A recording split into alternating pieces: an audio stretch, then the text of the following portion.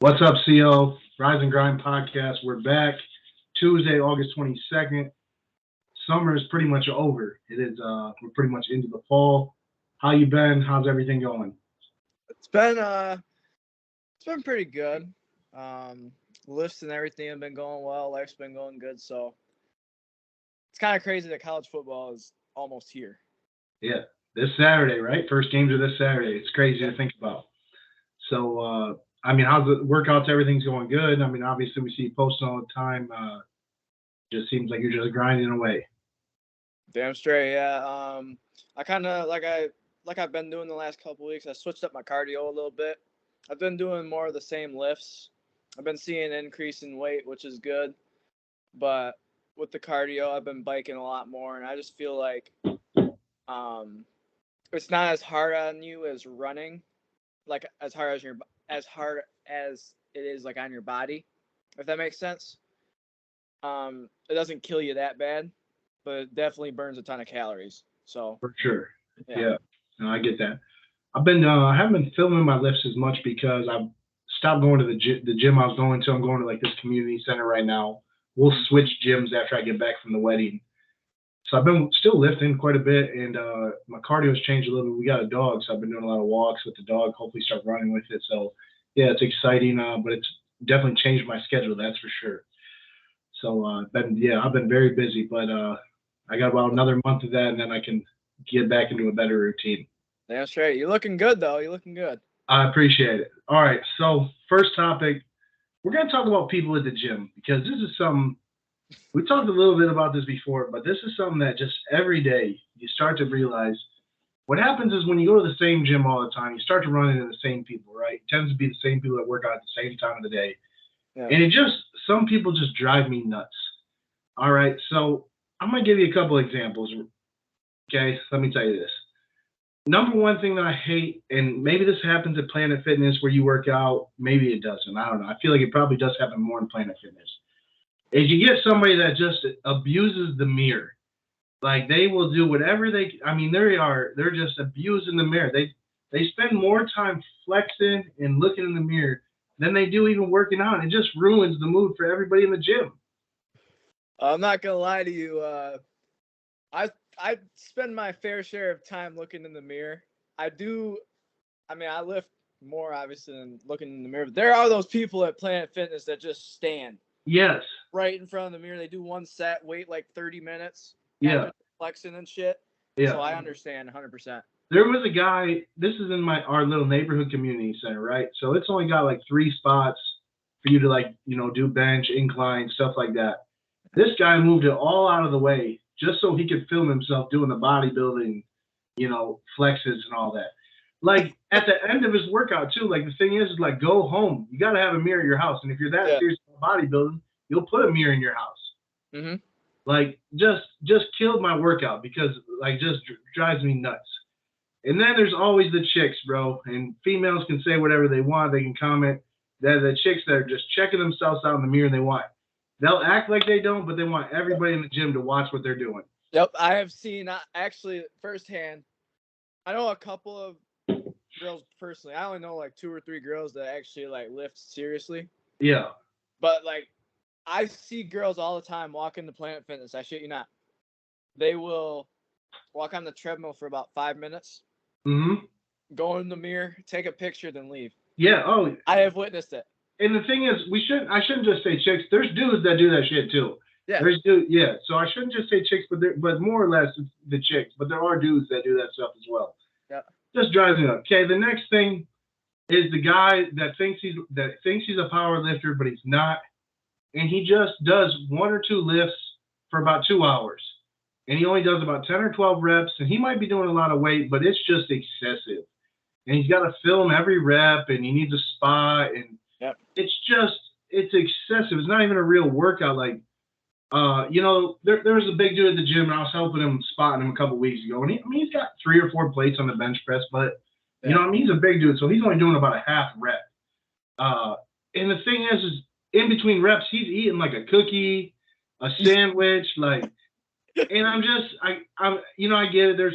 I know there's guys out there that eat the Rice Krispie treats, and they, the whatever quick little snack to get your to get your energy up a little bit. I get it, but I'm talking about he was eating a cookie that had about 2,000 calories in it. Oh my Like, God. and I'm just thinking, what are you doing? He was about, and the thing was, is a couple of times he had so much weight, he was about to kill himself. Like, Yeah. and I'm just, those people drive me nuts too. Or like, you'll get a guy on one machine, he does about 1,000 reps on a machine, like just one of those old heads that does it about as fast as possible. Yeah. Just thinking to yourself, what are you doing in here? Like, my goodness, like it just, it's like, just ridiculous.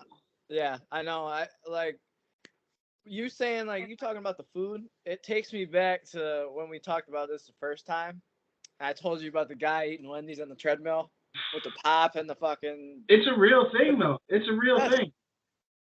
When I was working at Gold's, people would come in like with fast food bags and they'd be like, "Man, just had a great meal." Like, what? Like, they didn't care. Or like when they were leaving, people would be like, "Oh, let's hit Whataburger. Let's do," and it's just like, what? Like, you just did all that work for nothing. Like, but yeah, there's people that would come in with like Cokes, large Cokes from McDonald's. They're about to ready to work on it. It's crazy. Like, the other thing that drives me nuts at gyms is certain couples.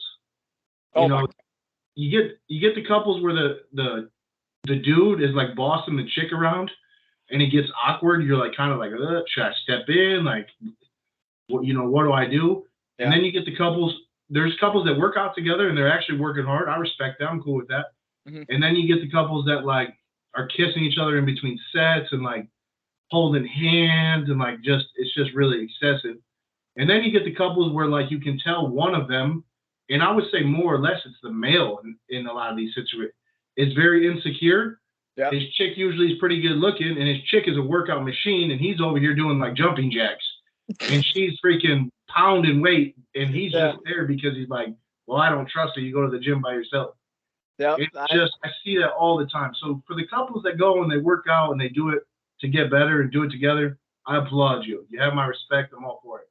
But for every other couple that goes and works out and is like that, there needs to be a new gym built, like Romance with weights or something, because this is just, it's getting out of control. I agree. I've seen that like a few times at Planet Fitness because I usually see the same people in the mornings. And there's always this one couple there that like, in between sets, they're like fucking just swapping spit, making out. I'm just like, dude, we're at the gym. Like, you can do that at home. Like, yes. The way I view it is once I take my pre-workout, don't touch me until we're done. And then if you touch me, like, we about to fuck, so you might as well get out of the way. Like, that's just the way it's got to be. For real. Like, so, all right. So next thing, last person I want to talk about in the gym are like trainers or managers of gyms. Yeah. Man, something I've been seeing a lot lately is people that are training people are putting the weights up for them and they're getting the weights on for them. Mm-hmm. I understand that to some degree, but isn't that part of the grind? Mm-hmm. Is that when you get done, you got to rack your weight. Like, if you can't pick up your own dumbbells and your own weight, how can you just do that? Like when the trainer's doing it, it's not helping you get any better, in my opinion. Mm-hmm. I understand to some degree. I get what the purpose is for it. They're paying you, so you're trying to provide a service. Yeah. But the service to me would be like, no, fat ass, you can get your own weights. Like 100%. I'll help you.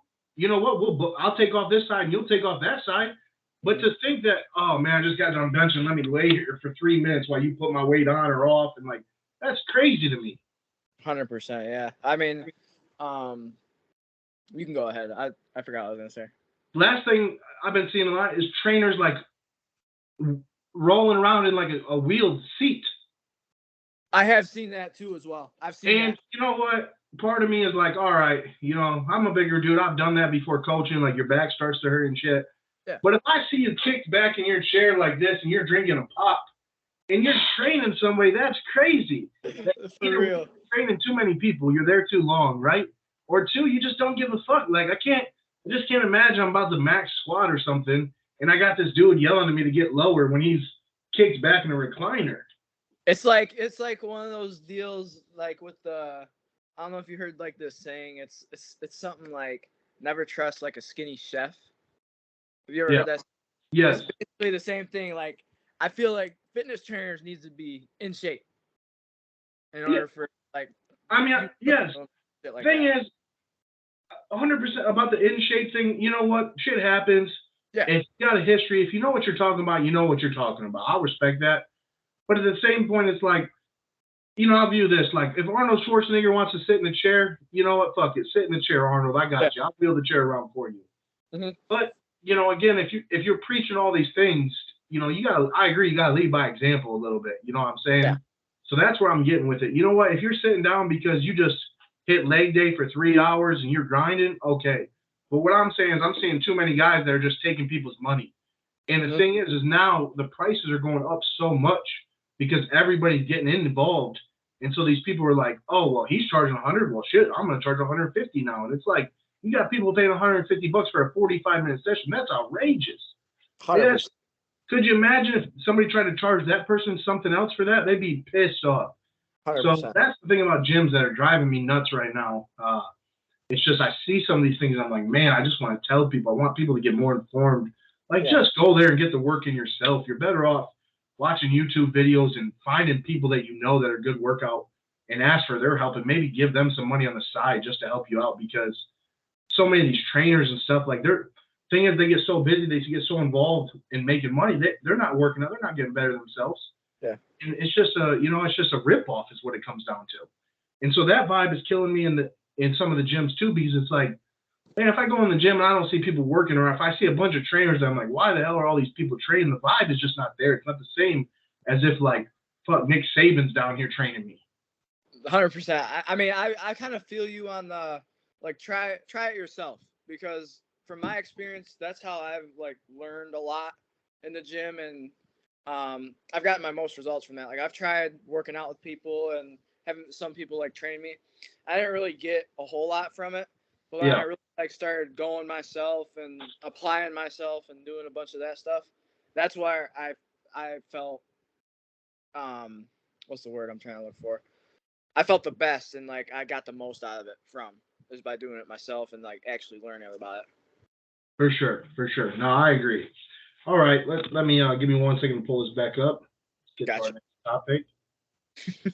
I believe our next topic. Our next topic is we talked about snacks. There's a place for snacks, especially pre and post workout. Very quick, right before your lift, maybe even at the beginning of it, to your post workout.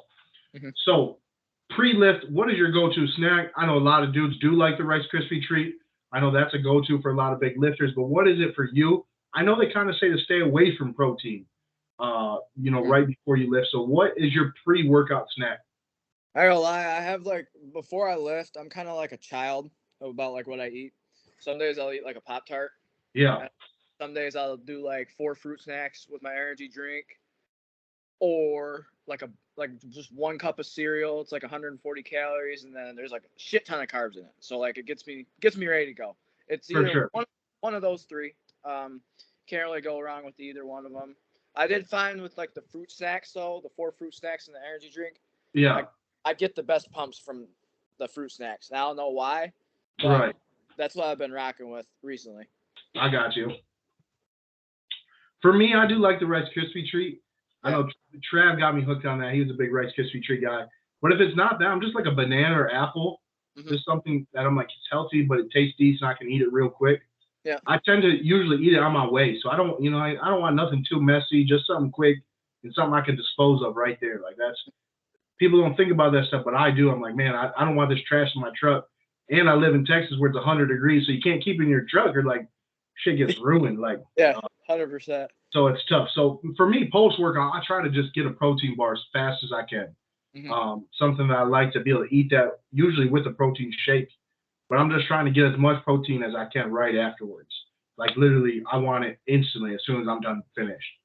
100%. Like I agree. I usually, like obviously I lift in the morning, and when I come home, I usually have the same thing every day. I'll have my protein waffles, and then I'll have my protein shake with almond milk.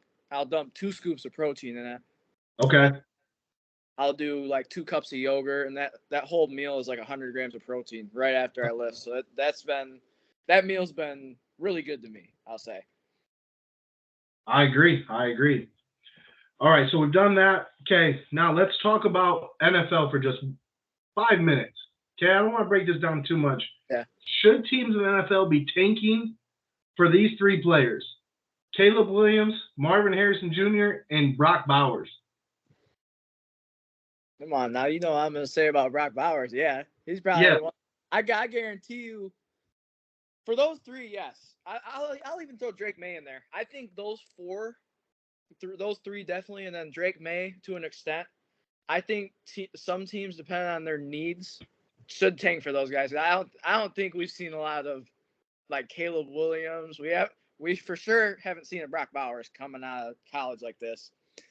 Marvin Harrison Jr. is just a freak. Yeah. So if I'm one of those teams that probably doesn't have a lot going for him this year, I'm definitely gonna take for one of those guys. Yeah. I don't know how you feel about it, but that's just what I would do 100%. Yeah. I'm not a big fan of tanking. I don't think tanking, especially in professional sports, like, but I do understand it to some degree. Mhm. I don't think I'd ever tank for a quarterback because they're just so hit or miss. Even some of these guys that they say are like locks, sometimes they're not locks. Like Caleb Williams is really good in college, but he's not one of those guys. I don't know if his game is like sometimes the scrambling guys, they're good. Like there's a fine line for me. Like when I think of like, you think of like Brady and Breeze and Rodgers, these guys that were really good for a long time, right? Like the scramblers aren't all necessarily that good every year. Now Lamar Jackson's been, even me, I'll tell you, Lamar hasn't won like the big game, but he's been pretty damn good in his career. So a lot of teams would take that. Yeah. So that's kind of how I view Caleb Williams. But is he worth tanking for? I don't know, because you got, X amount of dudes in that locker room every year. Yeah. And, they're trying to make a bag. They're trying to make some money. And they're trying to win at the end of the day like that. Because if they win, they're going to make more money. Mm-hmm. So I don't think you should tank, but I think teams will try to do tank. They for sure will. I agree. Brock Bowers is a stud. He's going to be a solid NFL tight end. I mean, the thing about Bowers and Harrison is they could both go play the NFL right now. And they would probably start on 85 to 90% to be the number one of that position on most teams in the NFL. Mm-hmm. So yeah, those are great picks. So it's going to be really interesting. So me personally, I don't think teams should tank in professional sports. I think it's a bad look. To me, it just sends the message of we don't have our shit together. Mm-hmm. So now I think there's ways to tank. Like the Spurs tanked this year. Yeah. How did they tank? They basically trashed their roster. And they basically were able to like, hey, we're playing hard, we suck, And so at the end of the day, that's what they did, right? Like, but you've seen teams like that kind of have the mysterious injuries and, and they're just bad calls and stuff like that. And you're kind of like, oh, they're tanking for sure. Like, I see a lot of. I think another thing is we compare players coming out of college a lot to players that are playing in the NFL. For example, I know that Caleb Williams is getting a lot of comparisons to Pat Mahomes. Yes. We're not. I guarantee you, we're not going to see another Pat Mahomes, but I can kind of see some similarities in their games. Yeah. Like as far as like the scrambling, the crazy plays, and the big arm stuff like that. Yeah. So I think that's why that is a topic of discussion with him, is because of Pat Mahomes and like there are like similarities between each other. Yeah. Thing is what I would say about everybody always tries to compare, right? They want the next LeBron, they want the next Brady, the next Mahomes. Every analyst wants to be the guy that says, I told you, right? Nobody was saying Patrick Mahomes was going to be Patrick Mahomes. Yeah, not at all. You know what I mean? So that's the thing. So to compare somebody like that, like, yeah, I do see some of the similarities, but again, you're not that guy until you are that guy. And again, Mahomes landed in a great situation in Kansas City. He's had great weapons, great coaches. So, even if he is as talented, he's got to end up in a good situation. Like, because if you don't, in the NFL, in professional sports, the margin of error, the margin of talent is so small compared to that. If if you're a little bit behind, you're screwed, and that's what happens to a lot of these guys. So, it will be very interesting. It's a good take. I think those guys, those three, I think there's 3 to 10 guys in college football this year that are really.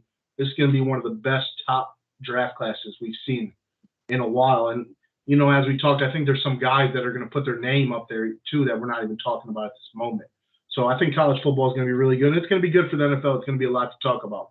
100%. All right, last thing before we have a special thing at the end of the episode, I wanted to talk about this. I'm a big Kobe fan. I think you like Kobe. I love Kobe. Yep. RIP to Kobe. Did you see that Kentucky is going to Kobe uniforms? I did see that. So I want to get your opinion on that. We kind of talk about that for a second. I think it's really cool. I know that John Calipari a lot of people talk crap about John Calipari, but if you get to see him behind the camera, he stays in touch with a lot of his guys. He's very close to a lot of these families, maybe even not his own guys, but like, they send gifts back and forth. I saw he got like the Gigi shoes, like all her uniform is hanging up in his office. And so I thought that was really cool. And I think that's really awesome that he's the first, a blue blood like that. You could say Kentucky is the face of college basketball. They're one of those teams. Mm-hmm. And so for them to do that, it's going to be, I think you're going to see a lot of teams do it. But I think it's awesome for that brand because it could have been kind of iffy. Like a school might have been like, hey, we need to do this because they kind of feel bad. But for John Calipari in Kentucky to do it, I think it just sets it apart. And now you'll see some other big name schools jump on board. And it's going to be really interesting and really cool, I think. I agree with you. I think all it took was one. I thought it was just like a matter of time before it actually happened. Yeah. Because you see it with Jordan. I mean, it took a little bit, but once I don't know who was the first to do it with the jerseys, but everybody's doing Jordan jerseys now. Yes. Like it's just a big domino effect. So I definitely think the same thing's gonna happen with Kobe. I love that Calipari is doing that. I've always been a fan of Calipari. I know I have family down in Kentucky, and they love everything about Calipari. So he's just one of those dudes that I've always respected, and I respect even more that he's doing this. Yes. No, I agree. I mean, I think it's a great look. I definitely respect it. And for a guy that probably could have easily been like, hey, I'm here for you, but like, you could argue to some degree he's a little bit on the hot seat. They haven't been as successful. I mean, they very much have Alabama standards, for football that Alabama has, Kentucky does in basketball. If you're not making the Final Four, let alone winning championships, you're pretty much a failure. Like, and that's how, especially with the way he recruits. And so credit to him to be able to do that and do that for his program. I think that's going to be really cool. And I agree. I think it's something that's going to just leap into a big, big thing for them. And it's just awesome to see Kobe's name still involved. Obviously, people always talk about him, but the more and more his family, his wife can get involved with that stuff, the better off it's going to end up being, I think. So, yeah, I'm very excited for that. I think it's a great look for college hoops. I agree with you. I'm actually really excited for college hoops as well. I know Michigan State, the people up here are saying a lot. They're excited about this year's team, which they do it every year. Yeah, and then I know Duke's going to be really good this year, so it's going to be interesting to just see how it all plays out. Yeah, college hoops is interesting. I love college hoops. I don't get super excited for college hoops till about Christmas though. Mm-hmm. Because college football goes so long. In the beginning of college hoops, John Beilein, who was a legend in Michigan, turned the whole Michigan program around. He used to say, don't start judging my teams till we get closer to March. Yep. And so that's how I kind of view college hoops. But you always get those great games early. I'll give Izzo credit. He always plays tough games at the beginning of the year on the ships and stuff like that. So, yeah, there's some buzz in college hoops. I mean, Duke, Shire has done a great job. They're going to be solid. Now, college hoops is going to be very interesting. Obviously, my Michigan boys this got to be a bounce back year for Juwan. I don't even really want to talk about it because I don't know if I believe in Juwan yet or not. Because when Juwan came in, I thought that he was bringing a little swagger to Michigan, a little kind of like, I don't want to use the word thuggish, but kind of like, we're going to be in your shit. And if you don't like it, that's too fucking bad. Mm-hmm. Well, he brought his son in, some injuries, missed on some dudes, got some transfers to come in. They got declined for whatever, admissions at Michigan, some Michigan's been working on.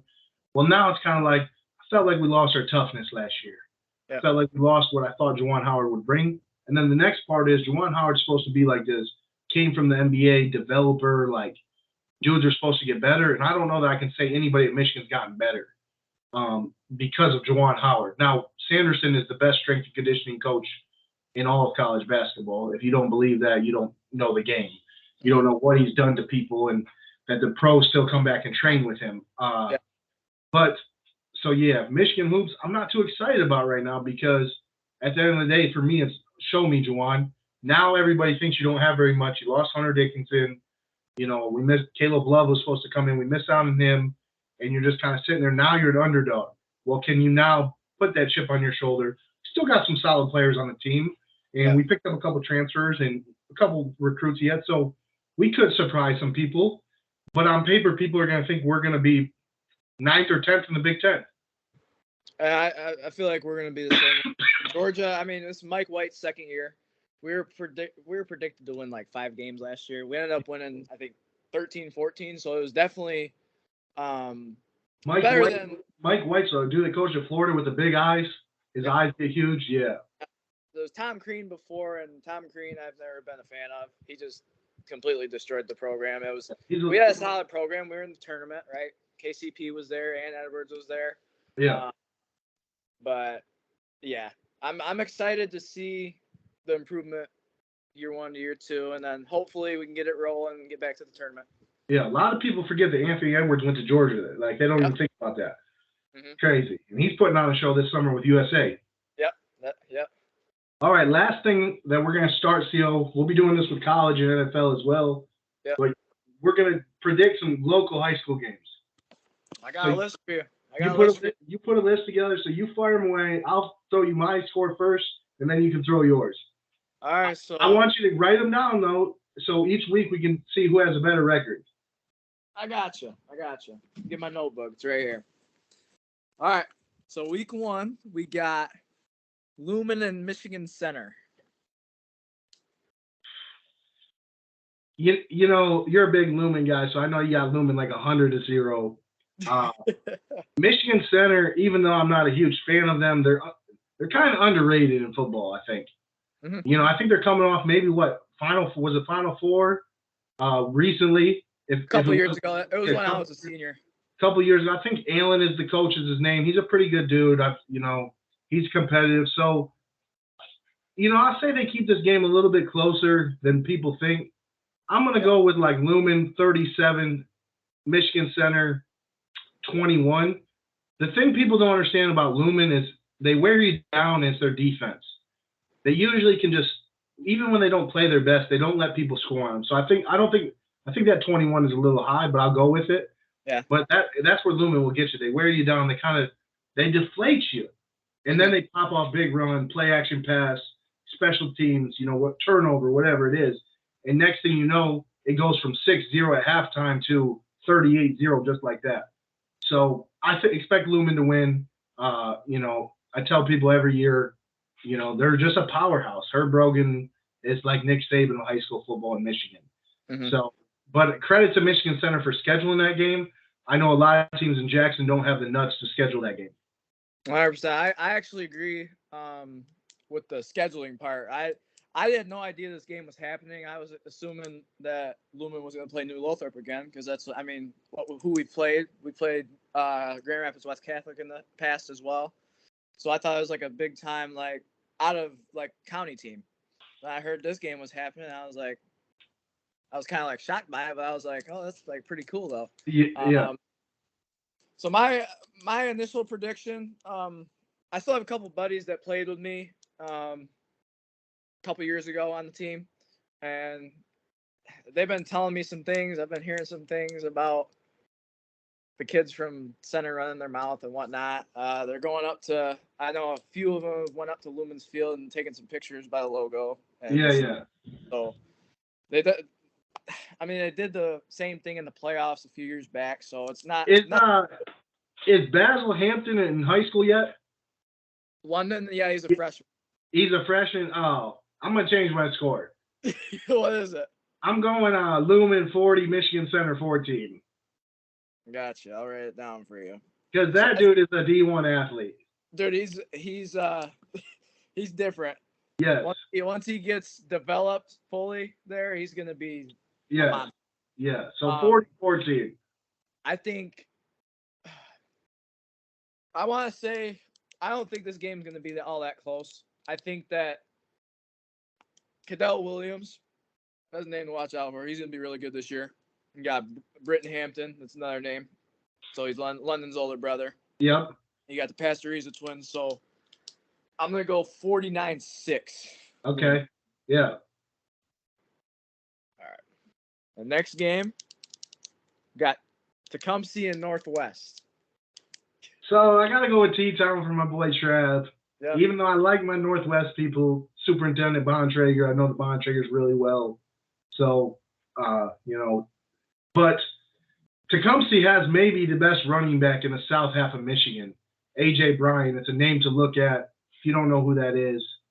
Al Romano calls the offense. If you don't know anything about him, he puts up a lot of points no matter where he's at every year. So, but AJ, when I was back in town for Trav's wedding last year, I was able to watch him play at J High, and he's just a step and a half faster than the next best athlete on the field, and that's everybody. That was Chelsea. That was everybody they played. So he's just naturally that good at football. So I know he's got some smaller D1s that have offered him. I think Yale. If he is head on straight, he's a D2 All-American. Yeah. Could potentially be a starting running back in a small D1. So I don't think Northwest has the speed or the athleticism to match that. I know they got better. So Northwest has to score with Tecumseh, which that's Tecumseh's downfall usually is that their better players play offense and they kind of throw a defense out there. So this is going to be a little high-scoring game, I think. But I think Tecumseh will change styles a little bit this year. Their defense is going to have to win them some ball games. They lost so much last year on offense. I mean, I think they had 7 or 8 dudes that are playing D3 or D2 football from that squad last year, which they were really good. So I'm going to go T-Town 28, Northwest 20. I like it. I know a couple of those guys that they lost last year, like Ryder and Gavin. They played. Yeah, absolutely. Yeah. Ryder, Gavin. They had Job. I mean, Jake Burns was their quarterback, and he's a hell of a baseball player too. Like that's the thing. They just had some dudes, man. Like that was a hell of a class.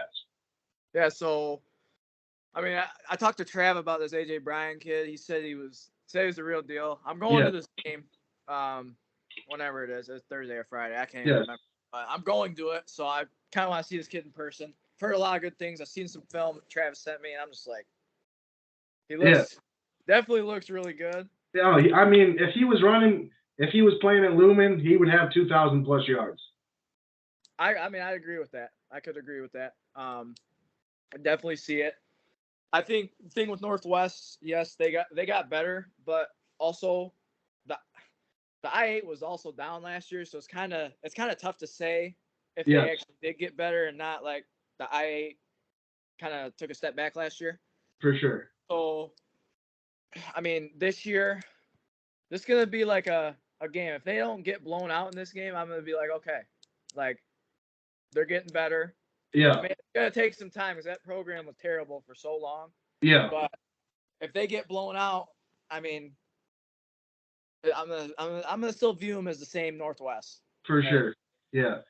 For Northwest, it just comes down to this: can they contain AJ? Like, does he? In order to score touchdowns, does he have to touch the ball 11, 12 times every drive? Yeah. Because the thing is, if they let AJ get loose, it will be over quickly. Yeah. But if they can make Tecumseh go on drives, like and have to throw it every once in a while, they may create some turnovers and wear AJ down. Mm-hmm. But and the thing is, I don't know a bunch of names, but Tecumseh has other athletes. I know that. Yeah. So it's just, but Tecumseh has so much coming back on offense. I think they're going to try to rely on AJ. So it's going to be that kind of that. Does he get loose early, and does that kind of open up the entire playbook, or does Northwest get some momentum and hang in there? But like I said, also if AJ gets some big plays, can Northwest score? Can they maintain some long drives, run the ball well, and just kind of wear Tecumseh down? Because at the end of the day, when it's a close game, like I think it probably will be, it comes down to the best player, and AJ is the best player on the field. Yep. I think this is going to be I think Tecumseh is going to be bigger than them as well. So if they can kind of wear him down, hit especially in the first half, if AJ gets loose, which I think he will. Yeah. I think my prediction, I'm going to go 42-14. Okay. Yeah. And I'm banking on AJ getting loose. I hear you. That's a good bet. Yep.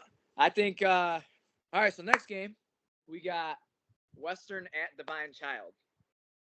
Yeah, so I gotta be real, I don't know much about these two teams. A little bit about Western I know, and I can't tell you I don't know much about Divine Child, but I'm gonna take Western. I'll go with Western.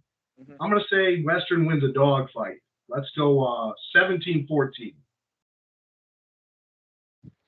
I mean, I could see this very well happening. I think this is the only way that they do win. I do know some kids over there. Obviously, I grew up in Western, so I know a lot of those kids that play on the team. This is gonna be tough, especially going to Divine Child. They're really talented. I know Lumen plays them, I think, week 4. Okay. So it's gonna be interesting to see. I think Divine Child does squeak this one out, but Western's gonna still be really good this year. Yeah. They have a lot coming back from last year, but I think going to Divine Child week 1 is just too much to ask. I think this game's say like 27-20. I think it's close, but Divine Child pulls it out. I got you. So next one we got Onstead at Napoleon. Yeah. So is Bradley gone or is he back for another year? He's back. Yeah. So this is Napoleon like 31-0. 31-0? Okay. Yeah. I mean, well, all right. I do know a couple kids on Onstead. Yeah, now I'm going 31-0. Is it at Napoleon? Yep. Yeah, 31-0. I mean, I think Napoleon what I remember, I think they lost a tough game in the playoffs last year. A close game. They lost to Lumen in the semis. Yeah, when was it close? Yeah, it was like a 6-point game or something like that. Yeah, so I think that they're kind of in the back of their head, they think they have a chance to have something special. And obviously, I've been around Bradley enough to know that he's a special talent. So yeah, I'm gonna say that Napoleon comes out firing.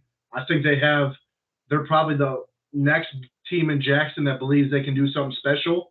And so I think that, yeah, you did lose to Lumen. It's heartbreaking, but then you also are leaving that and get to use it all summer that, hey, we just played with a juggernaut toe to toe, and we're bringing back, our best player. Let's roll.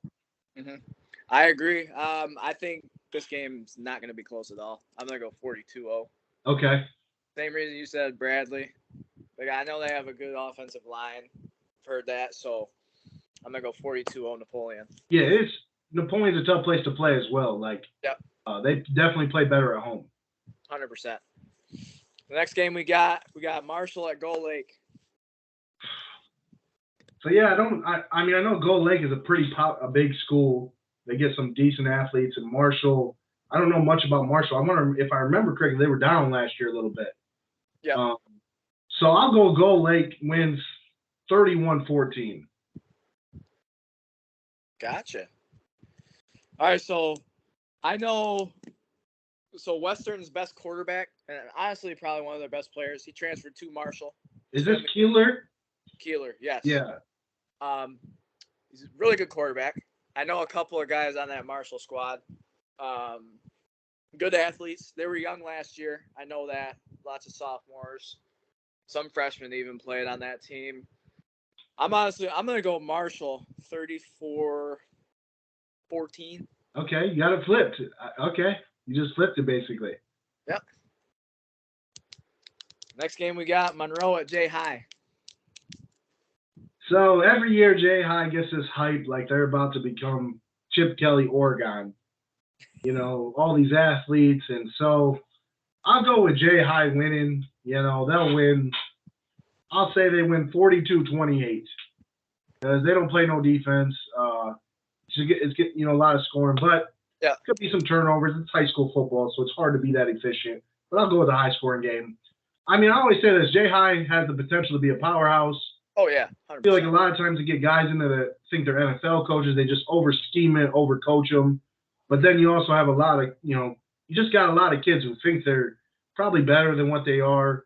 It's more of a community culture problem. They've had some good years and some great players come through there, but they just feels like they're always missing that one piece, whether it's football, basketball, whatever it is. Yeah. So yeah, I think they'll win the home opener, but I thought last year watching them play Tecumseh, I'm kind of looking at them like they should have beat Tecumseh and Tecumseh beat them down. I just kind of look at it that way and say I don't trust them, but I know what they're going to put on the field, and so I'll say they win the home opener by a couple touchdowns. I definitely think they're going to come out with a little bit of edge, especially what happened with you hear about what happened with Amar and that's a sad situation. Completely sad situation. I played basketball at the Y growing up with Amar and his other brother Jarrell, so I knew them growing up, so it was definitely sad to see. I think Jay High does win the opener. I think I'm gonna go probably same score as you, 42-28. Just with everything that's going on, they got something to play for. Yeah. He's gonna be out, so Yeah. I think I got Jay High. For sure. And the last one, this is for my boy Ralph. So he actually played at Belleville last year, obviously, transferred from Lumen to Belleville. So River Rouge against Belleville, and it's at Wayne State on Saturday. So, I mean, these are two powerhouses, right? You're thinking, I don't know a ton about them. River Rouge, they tend to roll their classes pretty solid. Obviously, Bellevue is like well known for Michigan football. Yep. So it's kind of tough. It's at Wayne State, so I'll go Bellevue. I think they win. See, this is tough because it's either a shootout or a dogfight. There's no in between. So first game of the year, you tend to think that the defenses are probably a little bit ahead of the offenses. But in high school football, you can almost say it's the opposite way around, that people put their best players on offense. So the offenses are a little ahead. But I'm going to say Bellevue wins 21-20 in a dogfight. Definitely, there's going to be a shit ton of talent on the same field at one time. That's for sure. I'm going Belleville to win this game. They have the number one quarterback in the country for, I think it's like class of 25 or whatever. I watched him play at the finals a couple years ago and last year. I have not seen anything like him in person. He's cannon arm, can run, do whatever, throw off one foot, throw off two. I'm going to go Belleville, and I'm going to say I never put up a 50 spot. I either got to go, I think it's going to be 49-20. Okay. Belleville. That's all for the predictions. All right. Well, I can't wait to hear it. So we'll post this either tonight or tomorrow morning. The next one will be what, Sunday? We agreed Sunday. We got something special for y'all on Sunday, so we're excited about that. But I think the plan is that we're going to start going twice a week. We'll be able to talk, one will be more about the gyms, stuff like that. We'll mix in high school football. The other one will probably be more about college and NFL football, especially in the weekend. But CO, you're always motivating. Keep up the grind. And I appreciate it. We'll be back here in a couple days. Yes, sir. You as well, baby. Keep it up. All right, bro. See ya. See ya.